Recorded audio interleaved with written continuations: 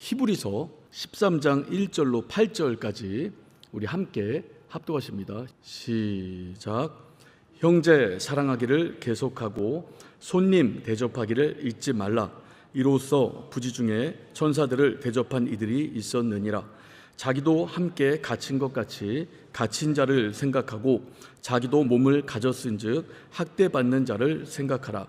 모든 사람은 혼인을 귀히 여기고 침소를 더럽히지 않게 하라. 음행하는 자들과 간음하는 자들을 하나님이 심판하시리라. 돈을 사랑치 말고 있는 바를 족한 줄로 알라. 그가 친히 말씀하시기를 내가 과연 너희를 버리지 아니하고 과연 너희를 떠나지 아니하리라 하셨느니라.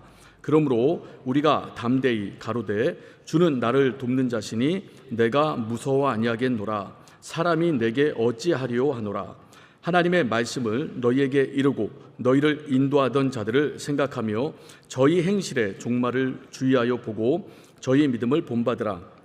예수 그리스도는 어제나 오늘이나 영원토록 동일하시니라. 아멘. 우리가 히브리서를 함께 읽었습니다. 이 히브리서는 작자 미상의 서신입니다. 누가 썼는지를 몰라요. 바울이 썼다는 사람도 있고 또는 아볼로, 바나바, 누가, 또 초대 교부 중에 한 명인 클레멘트, 그러니까 여러 사람이 썼다고 주장을 하지만 아직 밝혀진 것이 없습니다. 그런데 작자 미상의 서신이 정경, 신약 27권 안에 들어왔어요. 그것은 이 서신 안에 하나님의 뜻이 온전히 녹아져 있다는 겁니다. 그 혹자는 이 구약 39권 한 번 읽는 것과 히브리서 한 번 읽는 것이 동일한 효력을 나타낸다 할 정도로 구약을 압축에다가 이 히브리서 13장에 집어넣은 거예요. 이 히브리서가 쓰여진 목적도 분명합니다. 유대교에서 개종한 기독교인들, 그러니까 유대인들이죠. 예수를 믿은 유대인들을 위하여 이 서신이 쓰여졌어요. 이 당시에 기존 유대교 사람들, 유대인들이 이 예수를 믿은 유대인들을 과시했습니다. 그리고 상당히 멸시했어요. 핍박했습니다. 그리고 이들을 살 길마저 막 무너뜨렸어요. 길드, 상인 조합에 가입도 못하게 만들고, 그래서 먹고 살 만한 그런 길들도 계속 막았습니다. 그러니까 예수를 믿었는데 힘들어요. 핍박이 오고 과시가 오고 멸시가 옵니다. 근데 유대인들이 한편에선 이렇게 과시하고 멸시했지만 또 한편으로 회유를 합니다. 돌아와라. 유대교가 율법이 근본 아니냐. 예수 그리스도도 유대인이고 유대교에서 탄생한 종교인데 왜 핍박을 받아가면서 그 종교를 계속 따르느냐. 돌아와라, 돌아와라. 계속 회유를 합니다. 멸시를 합니다. 과시를 합니다. 그래서 예수를 믿었던 유대인들이 예수 믿는 믿음을 포기해버려요. 다시 유대교로 돌아갑니다. 율법으로 돌아가요. 옛것으로 돌아갑니다. 생명의 법을 만난 자들이 사망의 법으로 돌아가요. 여러분, 이 모습을 히브리서 저자는 보는 겁니다. 가만히 있어야 됩니까? 그래서 이 서신을 남겨요. 그래서 우리 히브리서를 보면요, 처음부터 끝까지 예수 그리스도에 대한 변증입니다.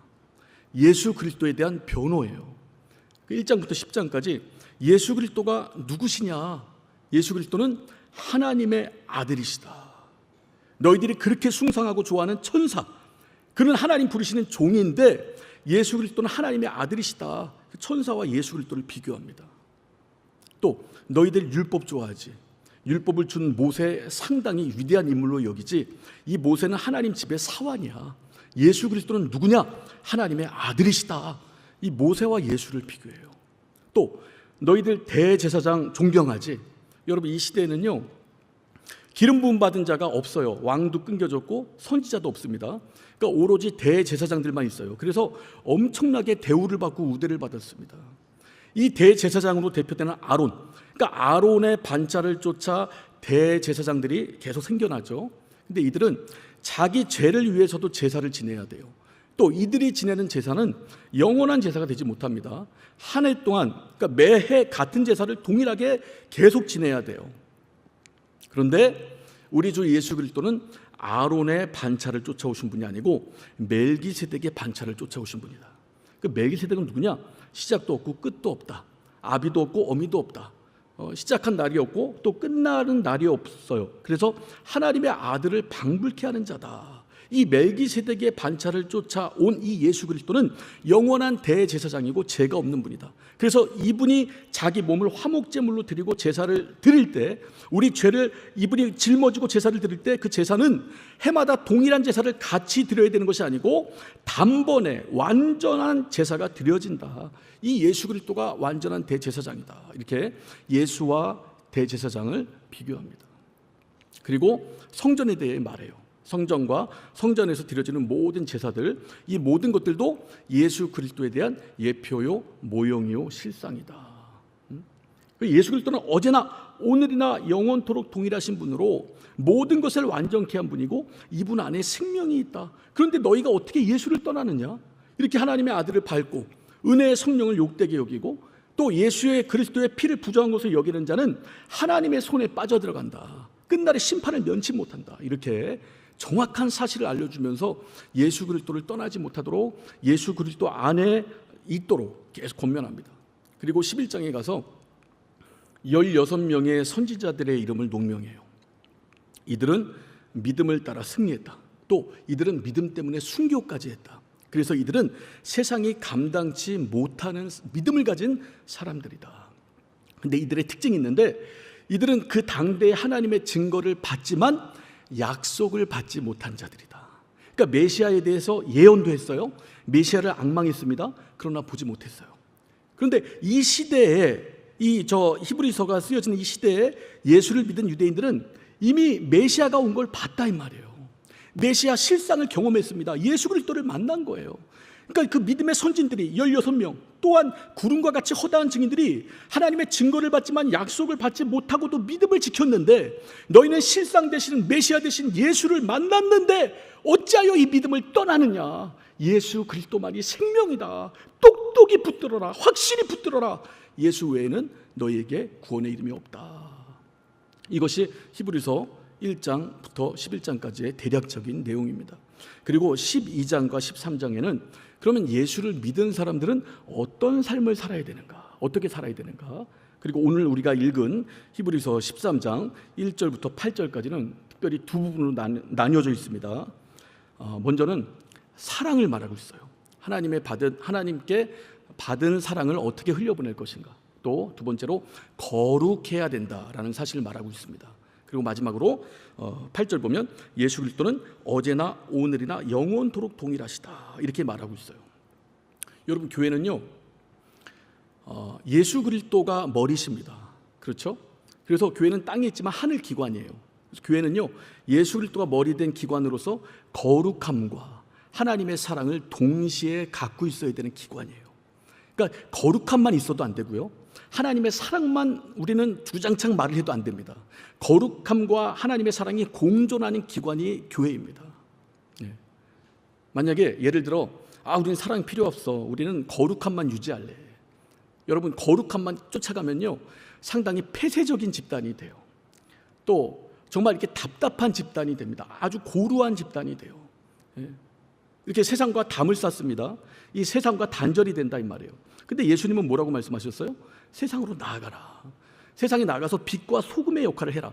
교회 안에서 빛과 소금의 역할을 물론 해야 되지만, 여러분, 주님의 말씀은 세상으로 나아가라. 너희를 보냄이 양을 이리간데 보낸가 같도다. 양이 이리간데 가면 죽잖아요. 그러니까 네 것 가지고 가지 말고 내 것 가지고 가라. 너는 죽고 예수로 나아가서 세상의 빛과 소금이 되라 말씀하시는 거예요. 근데 여러분, 이렇게 그 거룩함만 유지한다고 되게 폐쇄적인 집단이 되면요 되게 거룩해질 것 같은데 그렇게 안 돼요. 신기하죠? 여러분, 물이 흐를 때는요 정화작용이 일어납니다. 썩질 않아요. 근데 고여있는 웅덩이의 물은요 반드시 썩습니다. 썩어요. 여기가 좋사오니, 우리 예배가 좋사오니, 우리 모임이 좋사오니, 우리끼리의 교제가 좋사오니 남들이 와도 껴주지도 않고 우린 거룩을 추구한다. 여러분, 실제로 거룩한 자리에 이르지 못합니다. 또는 우리는 거룩보다는 시대가 바뀌었으니까 우리는 사랑을 추구한다, 이렇게 사랑을 강조하는 그런 교회들도 있습니다. 여러분, 거룩은요 하나님을 볼 수 있는 유일한 능력입니다. 너희가 거룩함이 없이는 하나님을 볼 수 없다라고 성경은 말하고 있다 이 말이에요. 그러니까 거룩은요 이 죄가 들어오는 것을 막는 울타리 역할을 하는 거예요. 근데 거룩이 사라지면요 죄가, 이 세속의 죄가, 세상의 죄가 물밀듯이 들어옵니다. 그럼 하나님의 영광이 없어요. 사람들의 어떤 잔치장, 놀이터가 되고 만다 이 말이에요. 그 사랑을 흘려보내죠. 그냥 어떤 구제, 구호, 봉사, 복지 이 단체로 전락해버리고 만다 이 말이에요. 그래서 여러분, 교회는요, 사랑도 필요하고 거룩도 필요합니다. 둘 중에 하나만 우리는 선택하겠다, 이 말이 안 되는 거예요. 그래서 예수 그리스도가 머리 된 교회에서 우리는 거룩과 사랑을 유지한다 이 말이죠. 자, 우리 1절부터 3절을 보면 먼저 사랑에 대해서 말을 합니다. 형제 사랑하기를 계속하고 손님 대접하기를 잊지 말라. 이로써 부지 중에 천사들을 대접한 이들이 있었느니라. 자기도 함께 갇힌 것 같이 갇힌 자를 생각하고 자기도 몸을 가졌은즉 학대받는 자를 생각하라. 그러니까 형제를 사랑하라, 사랑하되 계속하라 말씀합니다. 여기서 말하는 형제는 어떤 가족 단위의 형제보다는 큰 단위입니다. 그러니까 예수 안에서 우리로 말하자면 교우들, 그러니까 한 공동체 안에서 예수를 믿는 사람들 계속해서 사랑하라. 여기서 멈추지 말아라. 범위를 넓힙니다. 손님을 대접하라. 다시 말하면 여러분, 이웃을 사랑하라는 거예요. 손님을, 이웃을 선대하라는 겁니다. 여기서 멈추는 것이 아니고 더 사랑의 범위를 넓혀요. 그래서 갇힌 자를 생각하고 학대받는 자를 생각하라. 연약에 휩싸인 자들, 또 불쌍한 자들, 어려운 자들 도와주라는 거예요. 근데 여러분, 분명한 것은 우리 인간이 만들어낸 사랑은 이 일을 못해요. 우리는 누굴 사랑합니까? 내가 사랑하기에 합당한 조건을 갖춘 사람을 사랑합니다. 내가 볼 때 인성이 훌륭해, 성품이 괜찮아, 성향이 나랑 맞아, 나랑 맞는 사람을 사랑하게 돼 있어요. 여러분, 이것이 인생이 베풀 수 있는 사랑의 한계다 이 말이에요. 그러니까 우리 사랑으로는요, 이 사랑의 범위를 넓혀 나갈 수가 없는 거예요. 그러면 누구의 사랑으로 이 사랑을 넓혀 나가야 되는가? 누구의 사랑이겠어요? 하나님의 사랑이죠. 자, 우리 성경 보겠습니다. 요한복음 13장 34절입니다. 우리 같이 읽겠습니다. 시작. 새 계명을 너희에게 주노니 서로 사랑하라. 내가 너희를 사랑한 것 같이 너희도 서로 사랑하라. 자, 예수께서 여러분 새 계명을 주셨어요. 그 계명이 뭐예요? 서로 사랑하라. 그런데 어떻게 사랑하라는 거예요? 내가 너희를 사랑한 것 같이. 다시 말하면 예수님이 우리를 사랑한 것을 모르면 우리는 사랑을 베풀 수 없다는 거예요. 그러니까 예수님이 나에게 사랑을 주셨어요. 이 사랑을 체험하고 경험하고 확실히 받아들일 때 우린 여러분 세상에 하나님이 우리 가운데 주신 사랑을 흘려보낼 수 있다는 겁니다. 그러니까 예수의 사랑을 먼저 받아야 돼요.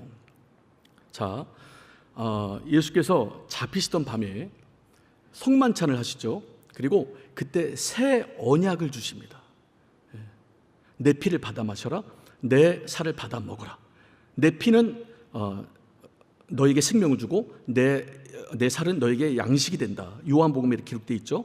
그리고 새 언약이라는 말은 누가복음에 기록되어 있습니다. 그러니까 예수께서 이렇게 새 언약을 주십니다. 여러분, 새 언약을 주셨다는 건 옛 언약이 있다는 거예요. 그럼 옛 언약은 뭘까요? 옛 언약이 율법입니다. 율법은 완전하고 온전한 법입니다. 신령하고 거룩하고 의로운 법이에요. 근데 한 가지가 부족합니다. 은혜가 없어요. 그래서 율법 아래에서는 죄가 해결 안 되는 겁니다. 그래서 예수께서 새 언약을 주시면서 우리를 은혜의 자리로 초청하는 거예요. 그러니까 여러분, 옛 언약을 새 언약이 완성하는 겁니다.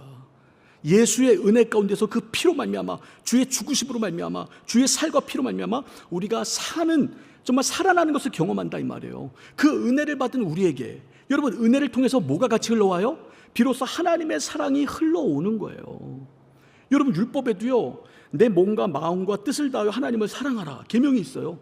근데 율법 안에 있던 사람들은 하나님을 사랑하지 못합니다. 그러니까 내 힘으로 안 되는 거예요. 내 마음과 뜻과 목숨을 내도 안 되는 겁니다. 하나님을 어떻게 여겨요? 두려운 하나님으로만 여길 수밖에 없는 거예요. 두려운 하나님을 누구한테 자랑해요, 여러분? 자랑할 수가 없는, 내가 두려워 죽겠는데 나도 하나님 말씀 지키기가 벅차 죽겠는데 이걸 누구한테 자랑합니까? 그러니까 이스라엘 안에만 갇혀 있는 거예요. 또 똘똘 뭉쳐서 바리새인과 같은 아주 외식자들을 만들어내는 겁니다. 그런데 우리 하나님께서 은혜를 베푸셨어요. 우리 공로가 아닌 하나님의 공로로 우리 가운데 살 길을 열어놓으셨다고요. 그 은혜 가운데 하나님의 사랑이 흐릅니다. 그 은혜를 받고 사랑을 우리가 충만히 받을 때 어떻게 됩니까? 하나님의 사랑을 누리고 이 사랑을 가장 최소의 단위 내 가정, 더 나아가 교회, 더 나아가 이웃, 더 나아가 연약한 자들에게 비로소 흘려보낼 수 있다는 겁니다. 여러분, 이것이 기독교의 핵심이에요. 이 사랑을 잃어버리면 여러분, 기독교는 정말 속된 말로 개독교 되는 겁니다. 이 이영표 씨라고 있어요. 여러분 아실 겁니다.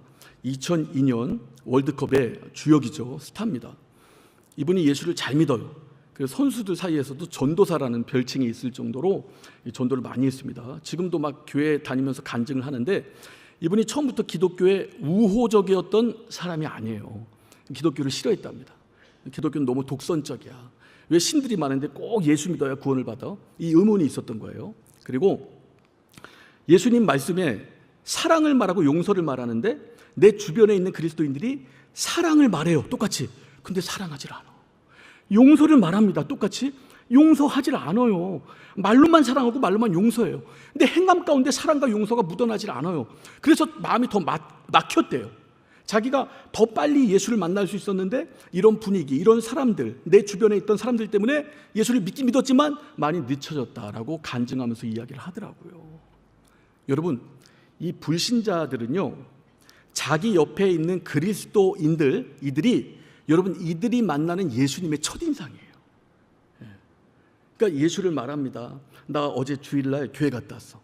찬양 막 은혜 받았어. 말씀이 너무 좋았어. 나 아주 그냥 너무 기뻤어. 그런데 말이 아직도 저속해. 음담패설이 가득해 입에. 악독해. 악랄해. 그런 언어가 막 정화되질 않았어. 이 사람의 말을 듣는 거예요. 그럼 불신자들은요, 마음이 확 닫혀버립니다. 예수 그리스도에 대한 첫인상을 우리가 말로는 증거했어도 우리 행함으로 막아버린 거예요. 너 예수 믿지 마. 우리 몸의 표현으로 예수 믿지 마라고 우리가 전달해 준 겁니다. 그래서 여러분, 하나님의 사랑을 우리가 힘입는 게 너무 중요해요. 우리가 여러분 기도하고 예배를 하잖아요. 찬양을 합니다. 왜 우리가 찬양하고 기도하고 예배를 할까요? 하나님의 은혜가 우리 가운데 흘러 들어오기 때문에 그래요. 여러분, 그 은혜 가운데 하나님의 사랑이 흘러 들어옵니다.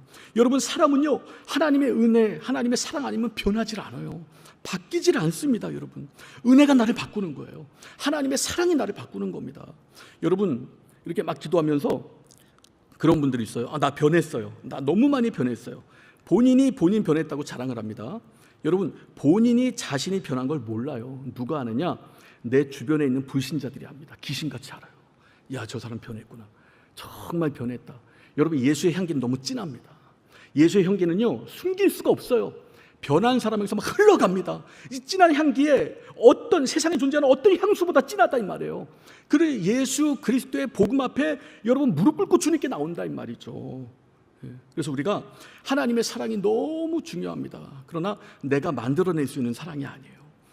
하나님께서, 예수님께서 새 언약을 주시면서 그날 같은 시간에 주신 게 새 계명입니다. 그러니까 새 언약 안에서만 이루어질 수 있는 계명이라고요.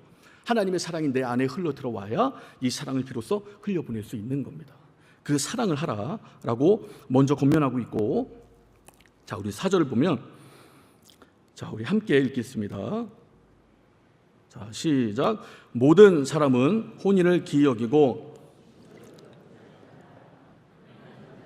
간음하는 자들을 하나님이 심판하시리라. 자, 음행하는 자들, 간음하는 자들, 혼인을 기이 여기지 않는 자들, 침소를 더럽히는 자들, 우리 하나님이 여러분 심판하신다는 겁니다. 우리가 다윗을 봅니다.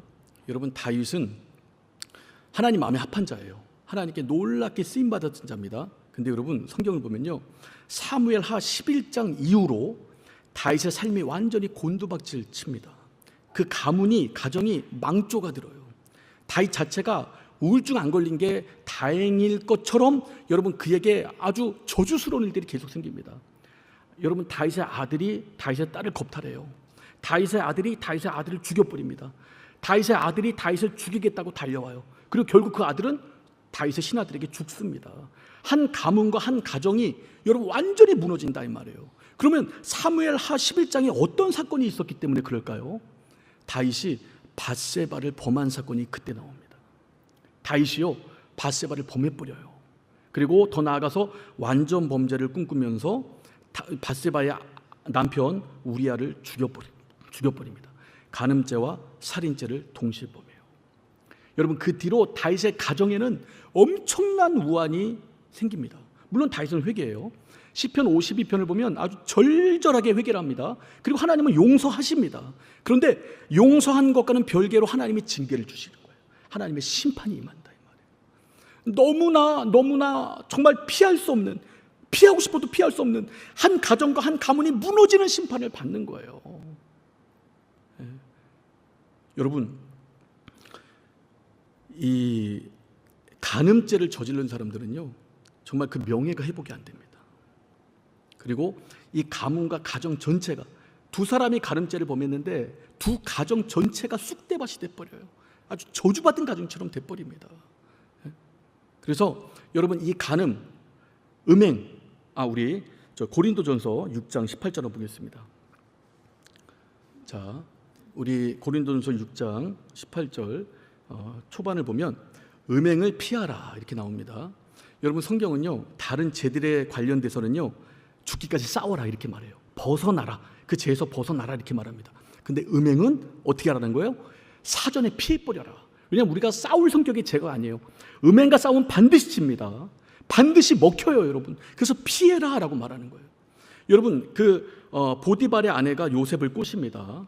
그 요셉을 막 꼬실 때 얼마나 이 옥구슬 굴러가듯 이뻤겠어요. 얼굴도 이뻤겠지만 말도 잘했겠죠.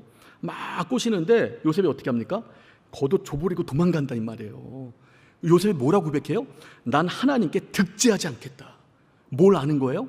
하나님과 친밀하고 너무 하나님과 사귐이 좋은데, 하나님으로부터 받는 그 사랑이 너무 귀하고 기쁜데, 이 음행죄를 짓는 순간에 하나님과 내 사이가 멀어질 것을 영적인 본능으로 아는 거예요. 그래서 그 죄를 범하지 않는다 이 말이에요. 옷을 확 줘버리고 여러분 도망가 버린다 이 말이죠. 여러분 피하는 것도 능력이 있어야 됩니다. 하나님을 사랑하지 않으면 못 피해요. 여러분 하나님을 사랑하지 않으면요 죄 유혹이 너무 달콤합니다. 하나님을 사랑하지 않으면 이 죄를 덥석 잡고 말아요. 근데 요셉은 너무나 하나님을 사랑하는 사람이에요. 하나님께 득죄하는 순간에 하나님과 친밀한 관계가 무너질 걸 알아요. 그래서 하나님과의 관계가 무너지는 게 너무 싫어요. 그러니까 하나님을 택하고 죄를 멀리한다 이 말이에요. 제가 예전에 청년 때 그때 막 성령 충만 할 때인데 모르겠어요. 저만 그렇게 생각한 건지 남들도 생각하는 건지 모르겠는데 하여튼 그때 영등포역에 가서 전도를 하다가 전철이 끊기는 것도 모르고 전도를 했습니다. 전철이 끊겼으니까 이제 자석버스를 타러 이제 터벅터벅 걸어가는데 어떤 아주머니가 와서 총각 자구가 이러는 거예요. 그래서 저는 야 무슨 여관을 이렇게까지 홍보를 하지 생각했습니다. 좀 더 가다 보니까 젊은 여성들이 등장하는 거예요. 그러니까 업소에서 일하는 분들이죠. 이분들이 막 대거 등장하더니 막 말로 하더니 나중에 손을 잡는 거예요. 이렇게 제 손을 잡혔습니다. 근데 너무 무서웠어요. 너무 막 두렵고 막 그랬어요. 그 제가 뭘 했냐면 방언을 했습니다. 와라라라라라라라 막 방언하니까 손을 딱 넣으면서 오빠 뭔 소리야? 막 이러면서 뒤로 이렇게 가더라. 그래서 이게 피할 수 있었어요. 정말 여러분 이 죄는요 너무 유혹이 커요. 음행은, 간음은. 그래서 여러분 피하지 않으면 싸워서 이길 수 있는 죄가 아니라고요. 음행과 간음 이것이 너무 무서운 죄입니다. 자, 우리 고린도전서 아까 읽었던 6장 18절. 자, 음행을 피하라. 18절 한 번만 더 띄워주세요. 예, 감사합니다. 사람이 범하는 죄마다 몸 밖에 있거니와 음행하는 자는 자기 몸에게 죄를 범하느니라. 자, 여러분 사람이 많은 죄를 범합니다. 예를 들면 내가 누군가를 미워해요. 내가 탐심이 가득합니다. 미워함이 극에 달하면 사람을 죽일 수도 있어요. 살인죄로 발전할 수도 있습니다. 탐심이 가득하면 남의 것을 뺏을 수도 있어요. 이건 어쨌든 내 안에 있는 죄가 밖으로 분출되는 겁니다. 근데 여러분 음행은요, 이 간음은 대상자가 있다고요. 그래서 여러분 대상자와 음행, 간음하는 순간에 어떻게 해요? 자기 몸에게 죄를 져요. 다시 말하면 이 사람의 죄가 내 안에 흡수된다 이 말이에요. 자, 우리 고린도전서 6장 16절 한번 보겠습니다. 자, 창기와 합하는 자는 저와 한 몸인 줄 알지 못하느냐? 일러스되 둘이 한 육체가 된다 하셨나니. 성경은요 부부만 한 몸이 된다고 했거든요. 근데 창기와 음행을 저지르면 창기와 내가 한 몸이 돼버려. 여러분 이런 국면에서 보면 저는 예전에 막 뉴스를 보잖아요. 그러면 이 불륜하는 그 사람들이 예전 자기 아내와 예전 자기 남편을 죽여버립니다. 나 이해가 안 됐어요. 미운 정도 없나? 고운 정도 없나? 어떻게 몇십 년을 산 사람을 죽이지? 근데 여러분, 이 말씀을 보고 좀 이렇게 깨달아지는 게 있었어요. 뭐냐면 여러분, 이 불륜 대상자가 이 사람의 남편과 부인을 얼마나 미워할까요? 그렇죠. 이 남편만 없으면, 이 부인만 없으면 이 사람 내 건데. 항상 그런 생각 갖고 있을 거 아니에요? 근데 둘이 몸이 합쳐졌어. 죄가 통한다고요. 이 죄가 남편에게 오염되는 겁니다. 부인에게 오염되는 거예요. 몇십 년을 산 그 부인이 아주 원수같이 보이는 거예요. 몇십 년을 산 남편이 원수같이 보이는 겁니다.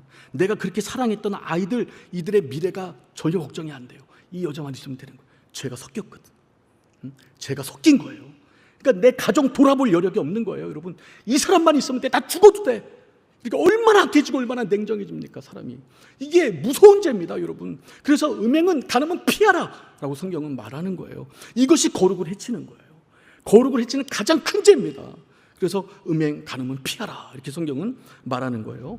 자, 두 번째 5절 보니까 돈을 사랑치 말고 있는 바를 족한 줄로 알라. 여러분, 돈은 나쁜 건가요? 좋은 건가요? 예. 돈은 여러분 가치 중립입니다. 돈이 없으면 우리 아이들 치킨을 못 사줘요. 돈이 없으면 우리 가정 꾸려나갈 수가 없어요. 돈은 너무나 소중합니다. 있어야 되고요. 그런데 여러분, 돈을 내가 쓸 만큼 모아서 규모 있게 쓰면 문제가 안 되는데 이걸 사랑해버리면 문제가 되는 거예요. 그래서 돈을 성경은 만몬신이라고 합니다. 여러분, 돈을 이렇게 우리 그러잖아요. 돈에 환장한다 그러죠. 정말 미쳐요. 돈을 사랑한다 이 말이에요. 어느 만큼? 하나님만큼.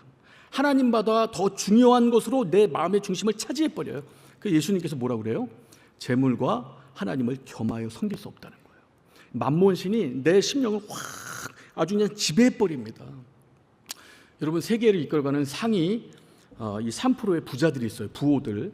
이분들을 인터뷰를 합니다.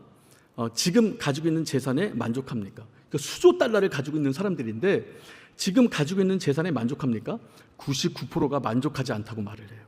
그러면 몇 프로가 더 있으면 만족하겠습니까? 그러니까 대부분 사람들이 15%를 말했다고 합니다. 그러니까 내가 가지고 있는 재산에 15%만 더 있으면 내가 만족하겠습니다. 근데 여러분 생각해 보세요. 이 사람이 15%가 더 생겼습니다. 만족할까요? 만족 못합니다. 15%만 더 있었으면 좋겠다. 또 생겼어요. 15%만 더 있었으면 좋겠다. 이게 환장한 거예요. 여러분, 이게 미친 겁니다. 이게 돈을 사랑하는 거예요. 돈에서 헤어나오지 못하는 거예요. 어떤 TV 프로를 보는데 가수가 나왔어요. 근데 자기는 돈 벌려고 일하는 게 아니래요. 일 자체가 좋대요. 근데 그 집을 찍는데 어마어마하죠. 근데 식탁에 뱀이 한 마리가 이렇게 그려져 있어요. 저런 식탁은 뭐예요? 온 세상에서 뱀은 재물을 상징합니다. 그러니까 여러분, 이 부엌의 큰 식당에 뱀 그림이 그려져 있는 식탁을 딱 놓았다는 건 말은 나는 돈에 관심이 없어요. 하지만 온 생각이 지금 돈에 꽂혀 있다는 겁니다. 이게 우상이 돼버렸다는 거예요, 여러분. 이게 사람 망칩니다. 여러분, 돈은 있을 때는 나에게 중요한 친구 같죠. 이제 없어지면 사람을 정말 초라하게 만들어요. 자, 우리 잠언서 한번 볼까요? 잠언서 19장 4절 한번 보겠습니다. 잠언서 19장 4절. 자, 우리 함께 읽겠습니다. 시작. 재물은 많은 친구를 더하게 하나 가난한즉 친구가 끊어지느니라. 자, 친구 많다고 자랑하는 분들이 있습니다. 그분들은 그 친구들이 나를 좋아하는 줄 알아요. 아니에요. 나에게서 자기가 찾을 유익이 있기 때문에 나에게 오는 겁니다. 저는 그걸 어릴 때 경험했어요. 제가 어릴 때 우리 집이 슈퍼를 했는데 학교 갈 때마다 음식을 가져갔습니다. 뭐 이런 맛있는 거. 애들이 제 주변에 다 몰려요. 저는 인싸가 됐는지 알았어요. 네, 요즘 말로 인싸가 됐는지 알았어요. 근데 우리가 이제 슈퍼를 그만뒀어요. 가져갈 게 없습니다. 다 흩어지더니 나중에는 제가요 왕따를 당했습니다. 그 애들한테 맞아서 기절할 정도까지. 저는 그때 처절하게 느꼈어요. 얘들이 날 좋아한 게 아니구나. 내가 가지고 있는 뭐 과자나 사탕류 이런 걸 좋아한 거예요, 여러분. 돈은요 있다가도 없어집니다. 없어질 때 나는 돈 때문에 엄청나게 초라해져요. 나는 여러분 모든 것을 잃은 것만큼, 여러분 사람들이 자살하는 이유, 물론 심정적인 이유도 많겠지만 거의 돈 때문에 많이 하잖아요. 그렇잖아요. 돈이 나를 너무나 초라하게 만들고 나를 너무나 절망스럽게 만든다 이 말이에요. 그런데 여러분 그 5절 후반절을 보면 자 우리 돈을 사랑치 말고 있는 바를 족한 줄로 알라. 그 뒤부터 함께 읽겠습니다. 시작. 그가 친히 말씀하시기를 내가 과연 너희를 버리지 아니하고 과연 너희를 떠나지 아니하리라 하셨느니라. 자, 돈은 우리를 떠나기도 합니다. 우리를 초라하게 만드는데 우리 하나님은 우리를 떠납니까? 절대 떠나지 않아요. 이거 누구에게 하신 말씀일까요? 그가 친히 말씀하시기를 하나님이 하신 말씀이에요. 여러분 여호수아 1장 5절에 이 말씀이 나옵니다. 신명기 31장 6절에 처음 등장해요. 그리고 여호수아 1장 5절에 한 번 더 등장합니다. 여호수아가 모세가 죽었어요. 이스라엘 백성들을 인도해야 됩니다. 머리가 하얘요. 어떻게 해야 되지? 여호수아야 걱정하지 마. 나는 너를 버리지 않아. 나는 너를 절대로 떠나지 않는다. 이것이 하나님께서 우리 가운데 주신 약속이에요. 그래서 여러분 없어지면 나를 초라하게 만드는 돈을 의지할 것입니까? 아니면 내가 어떤 상황에 거하더라도 나를 떠나지 않으시는 참된 하나님을 의지하시겠습니까? 하나님으로 충만하시기를 예수 이름으로 축원합니다. 자, 6절 보니까 그러므로 우리가 담대히 가로되 주는 나를 돕는 자시니 내가 무서워 아니하겠노라. 사람이 내게 어찌하리요 하노라. 여러분 이 말씀은 이 히브리서 기자가 시편 56편 11절 말씀을 인용한 구절입니다. 여러분 시편 56편은요 다윗의 시예요. 다윗이 가드왕 아기스의 손아귀에 잡혀 있을 때입니다. 그때를 배경으로 이 시편이 쓰여졌어요. 여러분 아기스가 다윗을 잡았어요. 그 부하들이 죽이라고 말합니다. 근데 다윗은 아기스는 신임하고 싶어. 근데 부하들이 얘 죽여야 됩니다. 사울은 천천히요. 다윗은 만만이라 불리웠던 자입니다. 얘 죽여야 됩니다. 나중에 화근됩니다. 근데 다윗이 어떻게 합니까? 미친 척합니다. 막 침 흘리고 벽을 막 긁어요 이렇게. 그러니까 아기스가 뭐라 그래요? 야 우리나라에 미친 놈이 없어서 미친 놈 하나를 더 데려왔냐?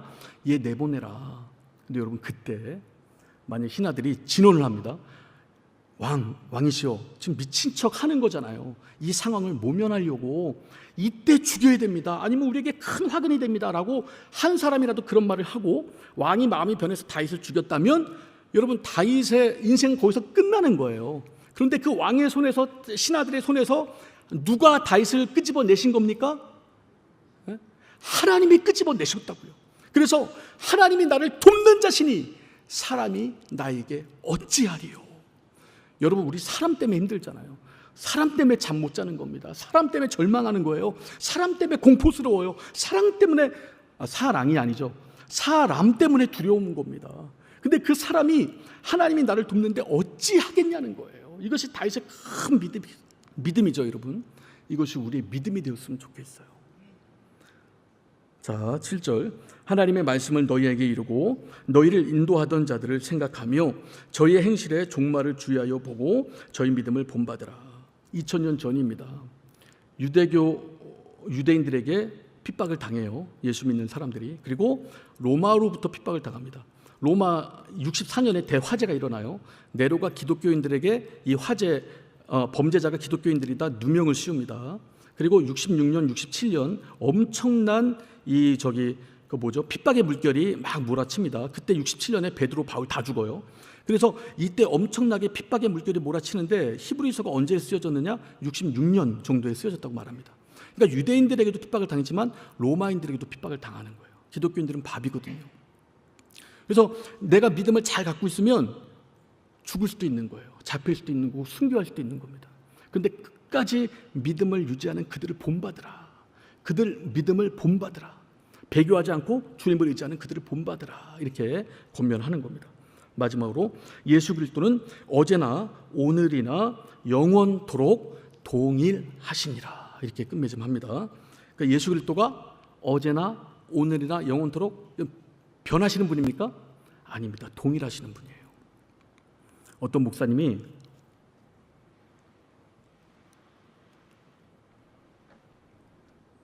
이것만 하고 마무리할게요. 어떤 목사님이 집회를 가야 됩니다. 집회가 잡혔어요. 집회 장소가 충주예요. 그래서 고속버스 터미널을 가서 충주 가는 버스를 탔습니다. 서울에서 충주 한 2시간이면 가잖아요. 2시간이 헐쩍 넘었는데 멈출 생각을 안 하고 쭉 계속 가는 거예요. 그래서 이분이 깜짝 놀라서 기사님에게 갔습니다. 아니 충주 아직 멀었나요? 그러니까 기사님이 깜짝 놀라면서 이거 전주 가는 차인데요. 그러니까 충주에 집회가 있는데 전주까지 가고 있는 거예요. 그 전주도 다 온 거예요. 그러니까 이게 어떡하지? 그러면 전주에서 내려서 얼른 택시를 타고 저 집회 장소로 가야겠다 생각을 했는데, 이렇게 뒤에 오면서 자리에 앉으면서 이게 하나님한테 화가 나는 거예요. 하나님의 일을 하러 가는데 나한테 왜 이런 시련을 주십니까? 하나님, 이거 뭡니까? 나 집회하러 가는데 내가 이렇게 버스를 잘못하도록 내 눈을 왜 흐려놓으셨어요? 막 하나님께 속으로 막 따지고 있는데, 하나님께서 이 감동을 주시는 거예요. 옆 사람에게 말 좀 걸어봐, 이런 감동을 주시더라는 겁니다. 그래서 더 화나죠. 옆 사람 알지도 못하는데 내 상황이 지금 석자인데, 코가 석자인데 누구에게 말을 시켜요? 그 말을 시킬 기분도 아니고 감정도 일어나질 않는데. 그래서 그냥 순종하지 않았대요. 근데 하나님께서 다시 한번 감동을 주시는데, 내가 말 시키라고 했다 그러고 말을 걸어봐, 옆 사람에게. 너무나 큰 감동이 와서 말을 걸었대요. 하나님이 말 시켜보라는데요. 이렇게 얼마나 엉뚱합니까, 여러분? 하나님이 말 시켜보라는데요. 이분이 막 울더래요. 여자분인데. 어머니가 자살을 한 겁니다. 그래서 내려가는 길이에요. 하나님, 우리 어머니 지켜주실 수 없었어요? 나에게 왜 이런 시련을 주시나요? 하나님 살아계신 거 맞아요? 하나님 나 버린 거 아니에요? 나를 버리지 않았다면 나에게 말씀 좀 해주세요. 뭐라고 말씀 좀 해주세요. 속으로 막 기도하고 있는데 하나님이 말 좀 시켜보라는데요. 여러분, 영혼을 한마디로 위로해버린다 이 말이에요. 그분이 우리 하나님이세요. 우리는 옆 사람의 마음 몰라요. 우리는 같이 세상을 살아가는 사람들 마음 모릅니다. 하나님은 그 사람들 마음 다 알아요. 우리는 미래를 몰라요. 하나님은 다 아십니다. 여러분, 우리는 앞일을 모릅니다. 그러나 하나님은 다 아셔요. 우리는 그 하나님께 기도하는 겁니다. 그 예수는 어제나 오늘이나 영원토록 동일하십니다. 우리가 그분 앞에 기도하는 거예요. 여러분, 이 말씀을 10년 가운데 담고 오늘 기도 충만하게 하시길 바랍니다.